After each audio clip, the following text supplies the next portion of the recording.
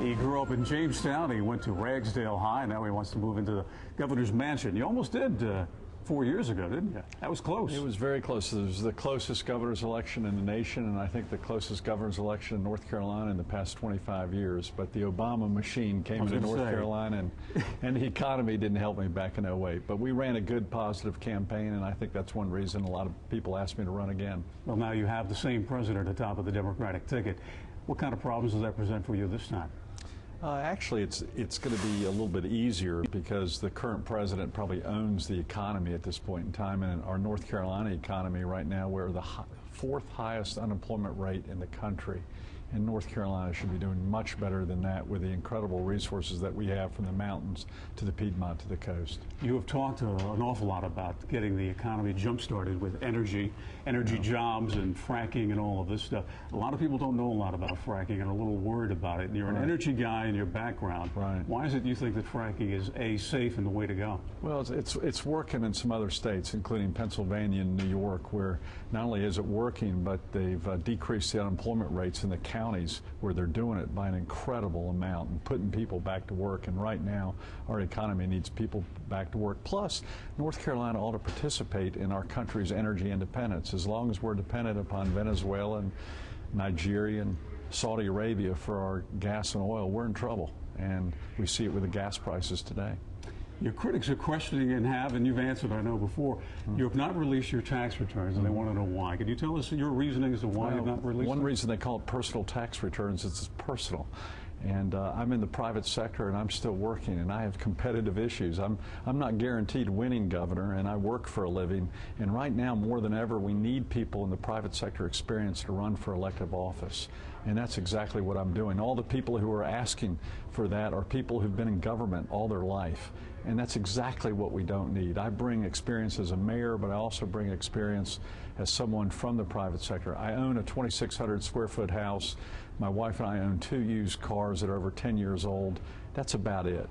So we're not wealthy, but I do think it's a personal choice, and that's why they call it a personal income tax return. The question was not necessarily about your wealth, but who you were working for. Yeah, the concern being that you have connections to the energy industry. Sure. And with your plans to jumpstart the economy through energy, what connections you may have been working for on behalf of the past couple of years. All those are listed on my form right now. So all the requirements of state law are already listed, and I list all the clients that I'm working for at this point in time. And I'm proud of that association. I'm proud of my private sector experience that I hope to bring to the executive office here in Raleigh, which is desperately needed at this point in time. Education, you scare some people on the left when it comes to education. Oh, really? You've heard this, I'm sure, because you talk Seems like any change, we are scaring them.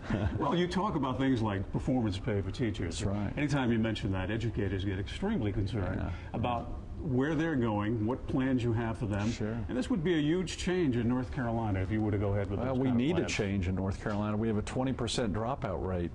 I mean, that's unacceptable. The status quo of education is unacceptable. And I want to reward the best teachers. When I went to high school, at Ragsdale High School in Jamestown, we knew who the best teachers were. The principal knew who the best teachers were, the students did, and so did the other teachers. We need to reward the best teachers, and not only reward them, but share them with other school districts and schools in the state through long-distance learning. We need to think out of the box, and I also want more vocational training in our high schools, so they have a choice of not just a 4-year college career track in our curriculum, but also a choice of vocational training, because that's, I think that would reduce the dropout rate that's desperately needed to improve. Just on that point, though, the dropout rate in North Carolina has improved in this past year. We're one of the few states that have seen a marketable improvement. It couldn't have got any worse. It had to improve, and it has to get better, because we know when someone drops out of high school, they end up in one of either the criminal justice system or the welfare system, and that's not good for them, it's not good for their families, and it's not good for society. You bring up the justice system. We have the ICE program in North Carolina. You've been a proponent of this. An awful lot of the minority communities in the state question that program, feeling that they have been targeted, profiled, and so forth. What assurances can you give them, if you're going to back such a program, that this will be a fair and safe program for everyone in North Carolina? I think my record as a mayor for 14 years, I was reelected 7 times with strong support from the minority community because we did it fairly. And I firmly believe that we need to enforce the law.